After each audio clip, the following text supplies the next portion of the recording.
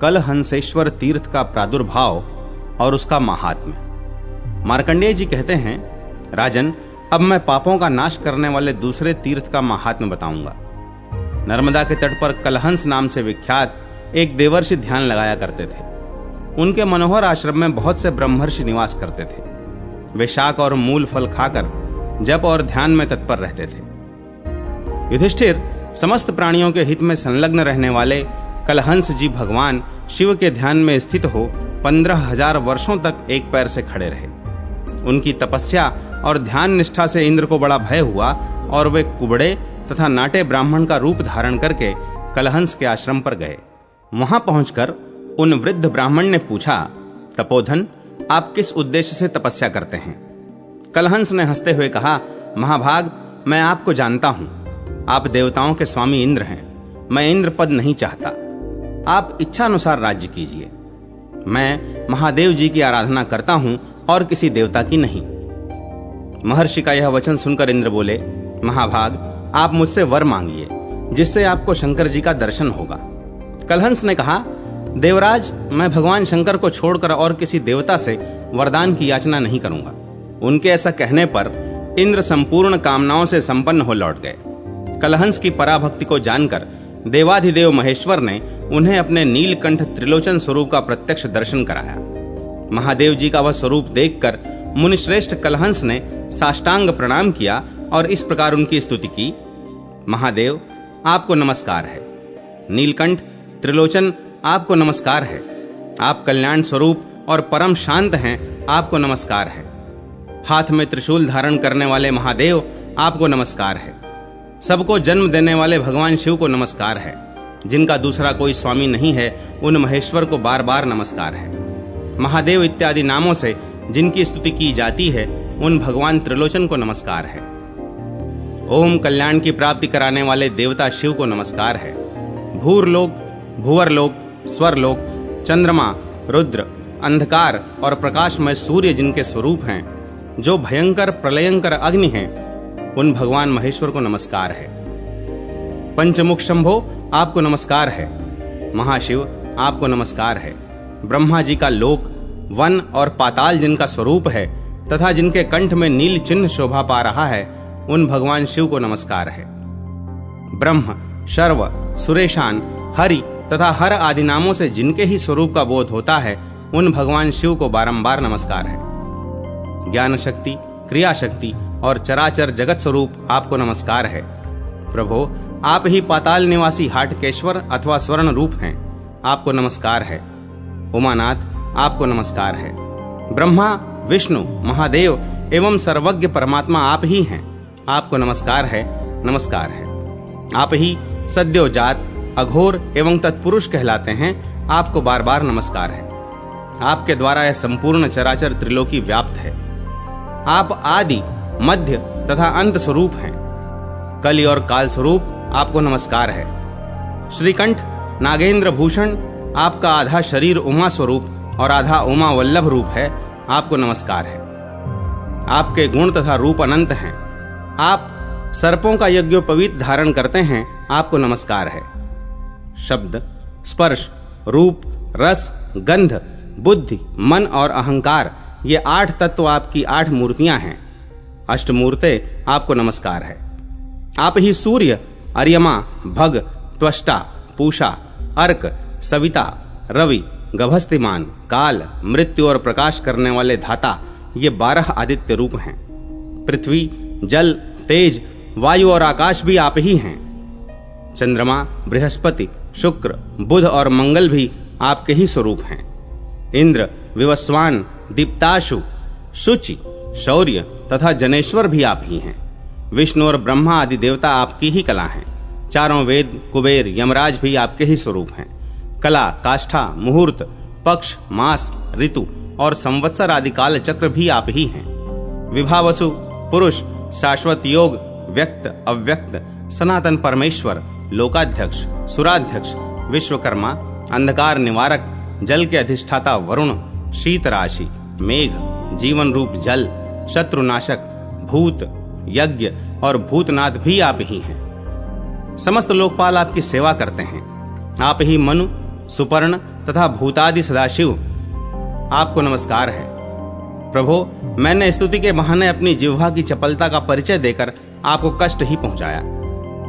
ब्रह्मा विष्णु आदि देवताओं को भी जिनका अंत नहीं मिलता, उन्हीं आप शिव की स्तुति संसार समुद्र में डूबे हुए प्राणियों में से कोई भी प्राणी कैसे कर सकता है। शूलपाणे, मैंने अज्ञान अथवा ज्ञान से जो कुछ भी अनुचित बात कह दी है उसके लिए क्षमा करें। मार्कंडेय जी कहते हैं, युधिष्ठिर, कलहंस द्वारा की हुई इस स्तुति को सुनकर महादेव जी बोले, महामते, मैं तुम्हारे इस स्तोत्र से बहुत प्रसन्न हूं, तुम कोई वर मांगो। कलहंस ने कहा, देव, इस स्थान पर कलहंसेश्वर नामक तीर्थ एवं शिवलिंग प्रकट हो और यहाँ किए हुए होम दान आदि सत्कर्म अक्षय बने रहें। जो मनुष्य स्वाधीन या पराधीन होकर यहाँ मृत्यु को प्राप्त हो, वह आपकी आज्ञा से स्वर्ग लोक में जाए। कल्याणकारी महादेव, जो इस स्तोत्र के द्वारा आपकी स्तुति करें, वे बड़े से बड़े पापी क्यों न हों, इस तीर्थ के प्रभाव से सभी शिवलोक को चले जाएं। महादेव जी बोले, मुने, इस चराचर त्रिलोकी में जो जिस जिस वस्तु की कामना करेगा, उसे इस तीर्थ में वह सब कुछ निस्संदेह प्राप्त होगी। ऐसा कहकर भगवान शिव कैलाश पर्वत पर चले गए। तदनंतर जितेंद्रिय मुनि कलहंस भी ब्रह्मनिष्ठ मुनियों के साथ भगवान शिव के धाम में जाकर दिव्य भोगों का उपभोग करने लगे। युधिष्ठिर, यह मैंने जिन कलहंस का यश तुम्हें सुनाया है, वे स्वारोचिष मनवंतर के आदि कल्प में हुए थे। कलहंस के इस उपाख्यान का श्रवण और कीर्तन करने से कलयुग में मनुष्य कष्ट नहीं पाते। वे पुत्र और स्त्रियों से संयुक्त होते हैं और पाप, माया तथा मोह से उनका पिंड छूट जाता है, क्योंकि इस उपाख्यान के द्वारा वे मन, वाणी और क्रिया से महादेव जी का चिंतन और स्मरण करते हैं। नर्मदापुर का महात्म्य, जमदग्नि को कामधेनु की प्राप्ति, कार्तवीर्य द्वारा मुनि का वध और धेनु का अपहरण तथा परशुराम द्वारा कार्तवीर्य का वध। मार्कंडेय जी कहते हैं, राजेंद्र, नर्मदा के उत्तर तट पर कपिला संगम के बाद वैदूर्य के पश्चिम भाग में नर्मदापुर नामक स्थान विख्यात है। वहां बहुत से देवर्षि, ब्रह्मर्षि, राजर्षि, तपस्वी तथा व्यवसायी लोग भी निवास करते थे। नर्मदापुर के निवासियों में से एक जमदग्नि नामक मुनि भी थे, जो सदा शिव भक्ति में तत्पर रहते थे।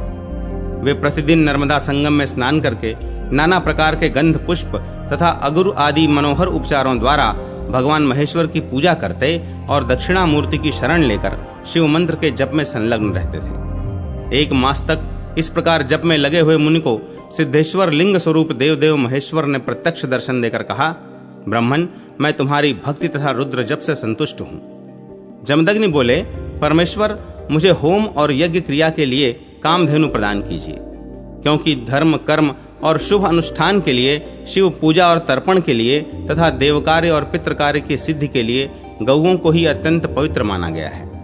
महादेव जी ने कहा, महाभाग, तुम्हें समस्त कामनाओं की सिद्धि के लिए यह कामधेनु दी जा रही है। ऐसा कहकर महादेव जी वहीं अंतर्ध्यान हो गए। जमदग्नि मुनि जिन जिन कामनाओं के लिए कामधेनु से याचना करते, वे सब उन्हें प्राप्त हो जाती थी। अब वे सोने के पात्र में भांति भांति के मनोवांछित भोज्य पदार्थ परोसकर सहस्त्रों ऋषियों को प्रतिदिन इच्छानुसार भोजन कराने लगे। माननीय ब्रह्मर्षि और देवता लोग भी मुनिवर जमदग्नि के आश्रम पर आकर उनकी कीर्ति बढ़ाने लगे। इस प्रकार कुछ समय व्यतीत होने पर एक दिन राजा कार्तवीर्य अपनी महिष्मतीपुरी छोड़कर शिकार खेलने के लिए विंध्य पर्वत पर आया और नर्मदा के तट पर उसने अपना पड़ाव डाल दिया। शिकार खेलते खेलते वह जमदग्नि के आश्रम पर गया और इस प्रकार बोला, मुने, यह गौ तुम्हारे योग्य नहीं है, इसे मुझे दे दो। कार्तवीर्य की यह बात सुनकर मुनिवर जमदग्नि बहुत देर तक सोच विचार में पड़े रहे। उन्हें कुछ भी उत्तर न देते देख राजा ने मुनि को मरवा दिया और स्वयं उनकी कामधेनु को बलपूर्वक हर कर ले जाने लगा।